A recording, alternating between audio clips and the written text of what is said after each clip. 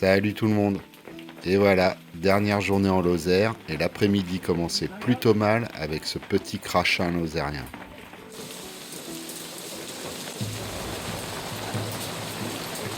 Vache. Mais heureusement après une bonne grêle, le temps s'améliora et je pus partir en exploration. Je me suis donc rendu au col de l'Agularon, visiter un site que l'on m'avait fortement recommandé, la pierre du baptême. D'ailleurs, Agularon est issu de l'occitan agula qui signifie aiguille ou roche effilée. Donc nous voilà rendus au terme de notre voyage en Lozère. Je suis quand même assez triste, c'est ma dernière journée ici. Ça fait 2 fois que je repousse, donc maintenant il va être temps de partir. Mais avant ça, je voulais vous présenter 2 autres sites, si ça va être possible, si on les trouve. Deux menhirs qui sont assez intéressants. Aujourd'hui, on va commencer par la pierre du baptême. On m'a dit qu'il y avait un autre menhir aussi derrière. Donc on va aller voir ça. D'ailleurs, on a l'impression d'en voir un sur la crête là-bas. C'est peut-être ça ce fameux menhir. On ira peut-être voir. C'est vrai que si vous avez vu les images au début de la vidéo, il y a eu un gros orage d'été. Si j'entends la foudre qui tombe, ça va pas le faire. Parce que je vous cache pas que là je suis un peu en zone découverte. J'ai un peu peur que ce soit moi qui fasse paratonnerre. Normalement je devais aller finir la soirée sur un des puèches à la Chame des Bondons. Là je vous cache pas que je pense que ça va être compliqué si le temps se découvre pas. Parce que là-bas il y a l'air d'y avoir une sacrée averse quand même. Hein. C'est un endroit un petit peu perdu, un petit peu comme d'habitude hein, de ce qu'on a vu dans nos vidéos, mais assez joli. Hein. La crête là a l'air sympathique. On va voir si on peut monter dessus parce que je pense malgré le temps, on va avoir quand même une belle vue. Et donc voilà, nous voici devant ce premier bloc qu'on appelle la pierre du baptême. Un bloc tout à fait intéressant et qui va nous rappeler un petit peu ce rocher des conques de la canne de Ferrières qu'on a vu hier.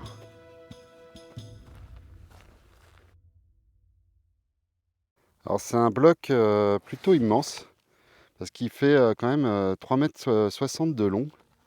Il est en schiste et c'est vrai que ça fait fortement penser à un menhir.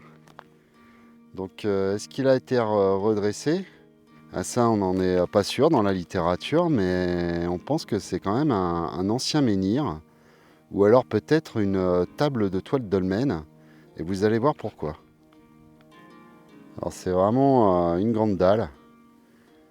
On estime le poids à peu près à 5,5 tonnes. Donc je ne sais pas où était vraiment la carrière. Peut-être juste sous nos pieds parce que c'est vrai qu'on voit pas mal de petits débris de schiste aussi un petit peu tout autour. Donc sûrement que la pierre ne venait pas de très loin. Mais en tout cas, elle est connue et elle tire son nom aussi d'une autre particularité assez commune dans la région. Eh bien, c'est ses cupules. On a ici 2 belles cupules et un bassin. Bassin, je ne jurerais pas que c'est pas une forme naturelle réutilisée, mais c'est vrai que les cupules sont vraiment très bien faites. On voit un petit peu les marques du travail à l'intérieur. C'est assez étonnant. Alors en effet, on a peut-être ici un ancien toit de dolmen. D'ailleurs, juste avant d'arriver sur le site, on peut voir 2 dalles taillées qui ressemblent vraiment à des orthostates. Elles font environ 1,50 m de long et sont bien sûr aussi en schiste. Il y a même quelques cupules sur les affleurements à côté, sûrement en partie naturelles, mais qui ressemblent vraiment au bassin de la pierre du baptême. Est-ce que c'était un dolmen qui a été détruit à l'époque et ensuite réutilisé, avec ses bassins et ses cupules pour des rituels? On ne sait pas trop, on peut faire que des suppositions sur ce site assez particulier. Alors, autre particularité notable, comme ce qu'on avait vu pour le rocher des Conquillères, eh bien cette dalle ne repose pas sur le sol. C'est assez visible ici. Donc est-ce que c'était une pierre qui était prête à être montée sur un dolmen ou un dolmen détruit? Eh bien pareil, on ne sait pas trop. Pourquoi est-ce que cette pierre ne repose pas directement sur le sol? Pourquoi est-ce que on l'aurait calée sur des cailloux? Hein, c'est plutôt étrange. Et ça faisait peut-être partie aussi de certains rites de l'époque préhistorique ou lors de sa réutilisation plutôt à la fin de l'âge du bronze. Alors pourquoi on l'appelle la pierre à baptême? Eh bien tout simplement parce que dans les traditions populaires, eh bien, on pense que les protestants, pour fuir les persécutions de l'Église catholique lors des guerres de religion en France, eh bien, on pense qu'ils venaient ici et qu'ils utilisaient ces bassins et ces cupules pour pouvoir pratiquer le baptême. Alors bien sûr, on n'a aucune preuve de ça, aucune trace, hein, mais voilà, ça fait partie, une fois encore, des légendes un petit peu orales. Donc c'est certainement pas une pierre qui a été dressée ici par les protestants. Sûrement que les cupules aussi ne viennent pas du tout d'eux, parce qu'elles ressemblent vraiment aux cupules qu'on avait vues sur d'autres sites de la région. Donc encore une réutilisation successive au cours des âges de nos chers mégalithes par différentes cultures et différentes croyances. Alors regardez encore un petit peu en dessous là sur le devant ce que ça donne. Mais c'est vrai qu'on a l'impression que la pierre est en train de léviter, de flotter. C'est quand même assez bien fait, je trouve. Alors effectivement, elle semble posée en équilibre. En fait, elle tient sur un gros bloc central, ce qui nous donne vraiment l'impression qu'elle vole. Parce que même le petit bloc là, en fait, la soutient pas du tout. On va s'approcher du caillou central qui fait son soutien, puis on va essayer de regarder ça plus en détail. Pierre est vraiment posé en équilibre sur ce bloc. D'ailleurs, il a une forme vraiment rectangulaire aussi. Il doit être en schiste. Enfin, il est en schiste, c'est sûr, parce que je reconnais la pierre. Et on a l'impression de voir un petit peu une dalle de support de dolmen aussi. Une orthostate, un des murs. Et ça a l'air de tenir sur pas grand chose, hein, parce que le bloc au-dessus tient vraiment à rien sur cette dalle de soutien. C'est quand même assez étonnant. En tout cas, ça me rend très perplexe cette dalle de soutien. Est-ce que, encore une fois, c'était un dolmen qui était prêt à être monté, ou c'est un dolmen qui a été détruit et ensuite on a réutilisé ces blocs pour créer un autre site? Les deux hypothèses sont quand même possibles. En tout cas, un très beau bloc, vraiment une belle pierre. Cette histoire de baptême par les protestants, c'est possible, mais pour moi, c'est pas eux qu'on fait ces cupules et ce bassin. Ils ont employé ce site à d'autres fins, hein, bien sûr. Donc pour se faire baptiser, je pense qu'il fallait s'allonger dans cette sorte d'encoche qu'on voit un peu plus loin. Ça, c'est peut-être eux qui l'ont fait. Il y a une cassure ici, là, comme si on pouvait se poser et s'allonger avec le bassin principal à côté. Alors le bassin, encore une fois, semble assez naturel. Peut-être qu'on a cassé des petits morceaux, mais c'est pas un polissage ni rien. On voit un petit peu les particularités du schiste, hein, qui s'effrite comme des sortes d'ardoises. Donc dites-moi ce que vous en pensez en commentaire. On n'a pas vraiment l'impression que ça a été réellement travaillé, cette forme. Contrairement aux deux cupules à côté qui me semblent beaucoup moins naturelles.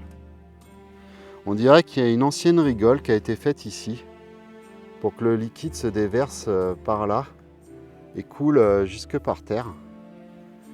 Donc, mais pareil, encore une fois, ça semble un peu naturel cette cassure. Je ne mettrai pas ma main à couper que ça a été fait par la main de l'homme. Allez, on va voir ces petites cupules. Alors c'est assez étrange. Elles sont placées assez loin du bassin finalement. Est-ce que ça avait un rapport justement avec ce bassin? Je suis pas sûr. Ça lui donne un petit peu une tête anthropomorphe. Sachant que aussi, si à l'origine c'était un menhir, je pense qu'ici on a sa tête, hein, parce que c'est ici qu'on a la forme effilée. Et ici on avait sa base.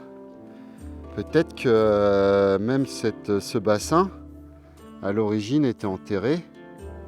Et vous aviez environ ces deux cupules, on va dire, par rapport à ma taille, je fais 1m75, je dirais que ça serait au niveau de mon ventre.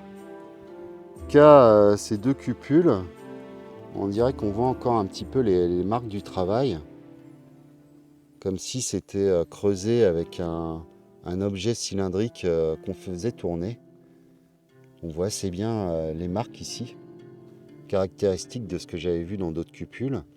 Mais c'est vrai que ces deux cupules-là, j'aurais bien du mal à vous donner une explication. Je les relierais pas forcément à un culte solaire ou de la déesse mère. Là, c'est vrai que je sèche un petit peu. Solange Tellier m'a parlé d'un autre truc. C'est qu'apparemment, pour certains paysans de la région, il y aurait énormément de cupules qui seraient dues à eux. En fait, quand ils s'ennuyaient, qu'ils gardaient les troupeaux, ils prenaient leur bâton, ils tapaient dans les pierres pour créer des bassins. Et dans ces bassins, quand ça se remplissait d'eau de pluie, etc., ça faisait de l'eau pour les bêtes. Et elle m'a bien confirmé qu'elle avait un ami qui faisait du pastorage dans la région et que lui-même l'avait déjà pratiqué sur des blocs à côté de chez lui. Donc pas forcément des blocs à menhir, hein, mais des blocs, par exemple, calcaires sur le Causse. Ça m'a fait réfléchir aussi un petit peu ce truc-là. C'est vrai que des fois, faut pas trop s'emballer, notamment sur les menhirs en calcaire et en dolomie. Faut pas trop s'emballer sur les cupules parce que c'est peut-être pas si vieux que ça en fait. Donc on peut revenir un petit peu sur les possibilités par rapport à ce monument. Là, c'est peut-être un menhir qui n'a jamais été fini aussi, hein. Ou un toit de dolmen. Mais peut-être qu'il a été laissé là parce que finalement, les hommes qui ont commencé ce monument n'en ont pas eu besoin ou n'ont pas eu le temps de le finir. Donc peut-être un site inachevé plutôt que détruit. Un gros éclair qui est tombé un peu plus loin là. Ouais, bon, hein, on va pas non plus risquer sa vie. On va se dépêcher un petit peu. On va finir le tour. Bon, je pense qu'on a déjà à peu près tout dit. Je vais faire mes petites photos. Je vais vous faire un plan large quand même, que vous vous rendiez compte un petit peu des dimensions de ce bloc, qui est assez conséquent. Quand même une pierre assez intrigante, hein. Allez, on fait ce plan large, puis on va voir le petit frère qui est un peu plus loin. On en fera vite le tour parce que y a très peu de choses sur lui dans la littérature. Donc je vous montre juste, hein. Et ça c'est le montage trépied que j'utilise.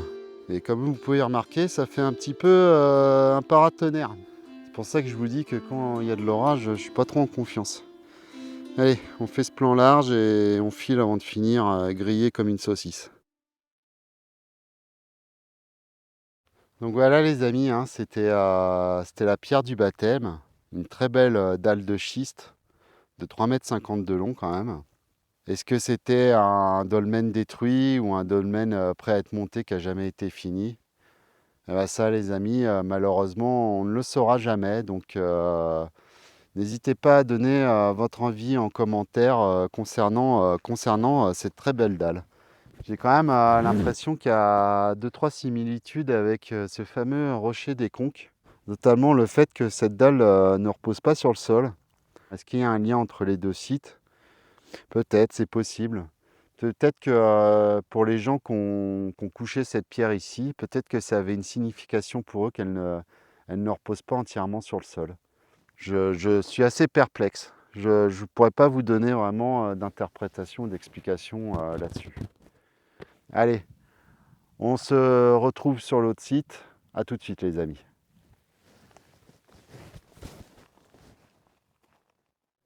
Allez, on dit au revoir à cette fameuse pierre de baptême. Je ferai mes photos après, parce qu'on ne sait jamais comment le temps peut tourner. Donc il vaut mieux que je filme que je vous fasse des photos. Et on va aller voir le petit frère qui est juste à côté. Alors ce menhir est vraiment pas connu depuis très longtemps. En fait, il a été connu, il me semble, dans les années 90. Parce qu'ici, il y a eu un incendie qui s'est déclaré avec tous ces petits arbustes. Je crois que c'est des genêts. Mais cet incendie a révélé cette pierre sous les arbustes. L'agriculteur propriétaire du champ eh bien, l'a signalé. Les experts sont venus et ont dit que c'était un menhir.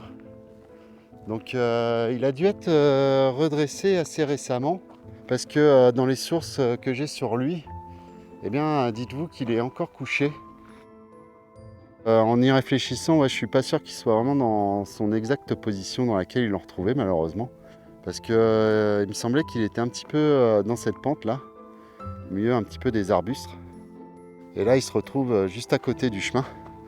Donc s'il avait toujours été à côté de ce chemin, eh ben, les amis, je pense qu'on l'aurait vu depuis longtemps. En tout cas, c'est une pierre quand même assez imposante. Donc là, elle doit faire, je dirais, 2,40 m. Alors ce bloc est également en schiste, hein. Alors le schiste, hein, toujours ces formes un petit peu torturées. C'est plusieurs, on dirait des feuilles qui sont collées ensemble, de sédiments, hein, et qui ont formé ces grands blocs au fur et à mesure du temps. Là ici il y a une cassure et c'est vrai que ces feuillets là, comme j'appelle ça, sont quand même très bien visibles. Donc, un petit menhir sympathique. Je sais pas ce que vous en pensez, mais moi je l'aime bien. Il a une très très belle forme effilée là, en ogive aussi on appelle ça. Je pense que sa durée de vie est pas forcément très grande parce qu'il y a une grosse fissure au milieu. Ouais, la fissure commence ici. Elle continue tout le long là. Et va quasiment à l'autre morceau, hein. D'ailleurs, il y a une partie ici qui est tombée. C'est bien visible. La face un peu arrière est sympathique. En tout cas, quand je vous parlais d'écosystème, je rigolais pas parce que les piafs semblent beaucoup l'apprécier, hein. Alors ce petit menhir, hein, il semble avoir été replanté, on va dire de manière naturelle, sans avoir recours à du béton. Voilà, on voit pas de traces vraiment de reconstruction artificielle, donc c'est peut-être l'agriculteur du coin de lui-même qui s'est dit je vais replanter ce caillou plutôt qu'il finisse dans la pente. Je suis même pas sûr qu'il soit classé, hein, monument historique, etc. Il est vraiment reconnu comme menhir, mais c'est tout. Cette face devait être exposée pendant l'incendie parce qu'elle est un peu plus sombre et un peu plus torturée que l'autre face. Donc c'est peut-être l'incendie, hein, qui a révélé ce menhir, qui lui a donné un petit peu ses couleurs et qu'on fait sauter des éclats avec la chaleur. Un site plutôt sympathique, avec notre joli menhir qui n'a pas vraiment de nom. Et puis ce deuxième bloc, la pierre du baptême. Voilà, donc je vais peut-être vous faire un petit plan avec le trépied, histoire de vous montrer ses dimensions. Et puis on va continuer notre route sur cette crête, aller voir si en haut c'était bien un menhir ou pas. Donc voilà les amis, deuxième bloc de ce site. Il est quand même assez conséquent. Là ici je me tiens un petit peu sur la partie relevée où il a été enterré. Et il ferait à peu près, ouais, je pense, 2,40 m. Ici c'est sûrement plus parlant quand je me mets là. Donc un petit bloc connu depuis assez récemment, qui a dû souffrir à cause de l'incendie, hein. C'est peut-être l'incendie qui a provoqué cette fissure. Une belle dalle en schiste, encore une fois, comme la pierre du baptême qu'on vient de voir. Alors ce qu'on va faire maintenant les amis, on va continuer notre route sur la crête. J'aimerais bien que la cellule orageuse au-dessus de ma tête se barre, parce que bon, je veux bien croire que si je me prends la foudre en direct, ça fera des belles images et j'aurai beaucoup de succès sur internet à me faire griller en direct. Mais c'est pas trop l'objectif de la journée. L'objectif de la journée, c'est de s'en sortir vivant et d'aller passer cette fin de soirée sur un des puèges des Bondons. En tout cas, Asménir, encore un véritable écosystème. Il est vraiment blindé de lichens. Il y en a de toutes les sortes, des jaunes, des verts, des gris. Encore une fois, c'est assez étonnant. Tout ce microcosme, cette vie qui vient s'agglutiner autour de ces blocs. Alors c'est vrai que pour l'instant, je suis pas mécontent de ma journée. La température est beaucoup plus agréable, malgré que ça soit un petit peu plus dangereux avec ces grosses cellules orageuses. Donc on va monter sur la crête, on va essayer de ne pas se faire tuer par les forces naturelles et terrifiantes de la nature. Et puis on va aller voir ce petit bloc au bout, qui est peut-être un petit menhir supplémentaire non référencé. Alors, on commence à avoir une très belle vue. Moi je viens du fond de la vallée, un petit peu dans cette direction là. Et ce chemin, je sais pas. Ce chemin, je le trouve très beau. Je sais pas pourquoi il m'attire. Alors je sais pas si c'est pas un piège tendu par la nature pour me mettre un coup de foudre sur la tête. Mais bon. En tout cas, avec ce gypse, ces grosses pierres, ces grosses dalles un peu partout, on a l'impression que ce site n'est pas totalement naturel. Comme si on l'avait retravaillé pour créer ce chemin qui monte tout en haut de cette montagne. Alors ça doit être un Montjoie là-bas. Oui, j'ai l'impression que c'est des blocs mis les uns un peu sur les autres. Donc c'est pas grave, on va aller vérifier. En tout cas, on a une vue plutôt superbe ici. Je ne cache pas qu'il ne faut pas avoir le vertige parce que ça donne un sentiment de gouffre juste en dessous qui est plutôt impressionnant. En tout cas, si vous voulez être au calme, vous venez là et je vous assure que le paysage est quand même assez enchanteur.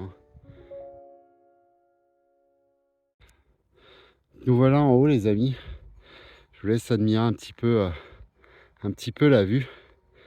Et j'ai les moutons pas loin qui sont en train de paître sur un flanc de falaise.